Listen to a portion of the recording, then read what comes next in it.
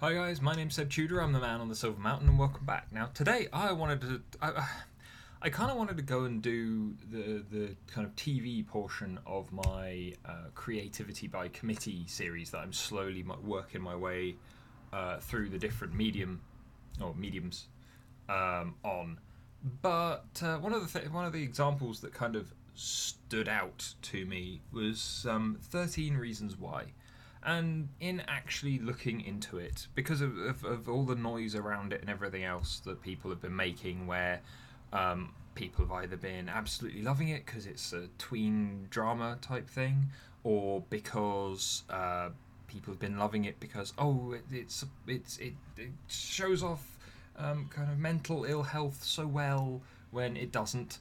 Or you've got the absolute opposite side of things, where you've got people going, no, this is not a particularly good representation. It's very foolish. It's promotes a significant victim narrative, and then you've even got people kind of pointing out that this may very well have been the inspiration for certain people who have recently committed suicide. And left similar 13 Reasons Why kind of recordings and stupid things like that behind them. And there are arguments back and forth on that. But the thing, there are two things that stand out and bug me about this more than anything else. Because I actually sat down and started watching it purely for this video. And firstly, it's so... That's my genuine opinion of it. It's such a rubbish kind of series. And quick proviso, the cinematography is meh. The actual actors, though, I sincerely hope that a lot of these actors go on to do great things, because they acted their hearts out in some of these roles, and fair play. You know, they got paid, and it's a good, potentially, considering all of the noise that's been made around the series. I sincerely hope that these young actors and actresses, get a good kind of leaping off point from this, where they've kind of, some of them have been in other stuff and so on and so forth. But I'm hoping that all of them get at least a good look in on future projects, because they didn't do badly in this. I'll say that. But my issue comes into how contrived the story is, and everything else. Like the mental health issue, one way or the other. People who are mentally ill, who come and take a look at this and see it as a blueprint for them. If it's not this, it would be something else. Yeah, the fact that it is stimulating some kind of discussion around mental health and suicide and things like that, then yeah, okay, fair enough. That isn't necessarily a bad thing, depending on how those conversations are being conducted. But again, that the conducting of those conversations and those discussions isn't anything to do with the actual show itself. So there's that. But I don't care about that. I actually want to come in and tackle two things about the show itself. And the first one, as said, being it's so contrived. The characters at times will flip flop between different sets of emotions, different stances on things, seemingly, especially in the case of the school counsellor that deals with Hannah, the girl that has committed suicide. Her early interactions with him are very kind of unprofessional and kind of ignoring of her, and yet then come the end, he's a professional school counsellor. And there seems to be a big break, and the only reason that I can see it being the case is because he needed to be dismissive of her early on for no reason whatsoever, purely to facilitate the rest of the story. Yeah. The other decisions that the characters make, where they don't stick to them for no reason whatsoever, like when the main character Clay, by the way, spoilers, I don't care, it's not a good series, you're probably saving time not watching it, go and watch something more worthwhile. But that's my mid-video mini review. But in regards to the rest, it's like, you know, Clay at one point wanting to turn to the police and allowing himself to be with the various recordings made by Hannah and blah blah blah, and wanting to just subvert the entire narrative himself and do the right thing. You know, that's a thing that when the entirety of a narrative in a show like this revolves around such ridiculous ideas, when all of the problems in the show could be dealt with by literally one sentence, which is "go to the police," yeah, then that kind of stands out, doesn't it, as just being a poorly constructed story. When the entire narrative falls down, if this was somewhat more supernatural or fantastical, then fine, there would be an element of suspension of disbelief. But it's not. This is high school kids in the real world, and this girl has labelled herself a victim in various ways, for, again, at times, absolutely no reason. She has started to act in a very scheming, negative way. Her support agents have seemingly flip-flopped for no reason whatsoever. And then her friend group, where fine, she has had some terrible stuff done to her. I'll concede that point. But at the same time, all of these issues, from the very first set of issues right the way up until the kind of hardship that these recordings are putting Clay, the main character, and some of the others in as well, they could all have been dealt with if you, right at the very beginning, the "go to the authorities" thing had been said and done. Yeah, when an entire narrative falls down around do what should actually happen in the real world, then, well, what the hell? And especially the thing that really bugged me is the thing that bugged me more than just how contrived and silly it is, was the actual recordings. Because it's a case of, I'm going to leave behind these recordings to have the final say. Okay, fine, sure, alright.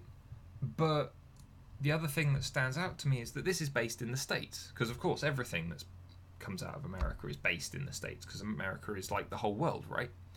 But on top of it, the thing that stands out to me really is that in most places, like, assisted suicide is a felony. And in an awful lot of states, at the very least at some time in the past, suicide has been considered a felony, even if it's very hard to enforce on a corpse. And so, as a result, for the most part, even if it's being considered common law, where someone has just taken their life and they just did it, then you still have to have like a coroner come in and make sure that everything is above board and it was just one person taking their own life and it wasn't foul play and and so on and so forth. And it's only treated as not the case, as we've seen in a couple of cases more recently where I think there was that teen girl or that young woman who kind of preyed on her boyfriend and prompted him to commit suicide. And that's where this comes in, where a suicide will be treated as more than just a common law crime if the victim, if the person who has died, can be proven to be of unsound mind. Now, considering the whole kind of breadth of the series here, and the various things, and the fact that there are at least 2 recordings of these various tapes, and considering that the main threat is, oh, well, if you don't listen to all of them and kind of just follow up on all of it, then you'll be exposed to the police anyway. I'm sorry, if you did that, the second kid who's holding the tapes would be arrested. All of the kids involved who had either done something wrong that prompted it or whatever else would be arrested. The kid, Clay, the main character, would be arrested because as much as he might be the one who is charged with the least, he's still complicit in all of this. And considering that the tapes in and of themselves demonstrate that seemingly Hannah, this girl, was of unsound mind because she has literally gone to such ridiculous lengths to kind of develop her suicide into some kind of Machiavellian scheme, or to one degree or another, it creates a much larger lawsuit around the entire thing, a much larger set of situations that will potentially destroy everything for those characters. There's seemingly very little in the way of self-preservation. That in theory, the first kid who got those tapes should have instantly gone and taken them straight to the authorities, because he may have done a bad thing, but it wasn't as bad as some of the stuff that happened later on in those tapes, and it means that he's actually aiding law enforcement, so he may actually get let off. It's there can't the suspension of disbelief just isn't here due to the setting. And so, like, looking at this series and looking at all of the discussion around it, and the fact that they're going, oh yeah, well, season 2, I'm like, if it redeems itself in season 2, whereby we see the lives of all of these people actively destroyed by this stupidity, then hopefully it will only be a blueprint to those who want to kill themselves to cause harm to other people. And even then, their efforts will then be taken as not as impactful, purely because then if looking at this, if people are saying that this is being taken as a blueprint by these individuals, then it can also be taken as a blueprint by the individuals who would be affected, and they can just completely circumvent all of the hardship, all the negativity, and just go straight to the police and let the police do their fucking job. But then actually thank you, noisy engine, but then taking the rest into account with are they right to show this or are they wrong to show it? I'd say that Netflix maybe should have taken a look at the quality of the entire thing, because I don't feel it's up to scratch for a lot of other stuff that's on Netflix, that's been Netflix produced. But that's just me. That is a subjective thing. But are they wrong to create it? No. It's art, it's expression, they can do what they want, but the thing is, then they have to deal with the flack from people who dislike it, or from people who can actively, as I feel I've done just now, pick apart their story because their story doesn't make any sense.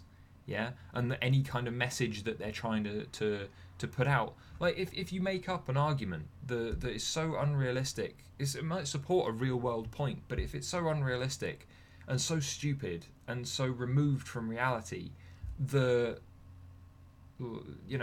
easy to pick the pieces and easy to point out the problems with, then you don't have an argument, even if you're trying to support something that is really easy to support and really good to support.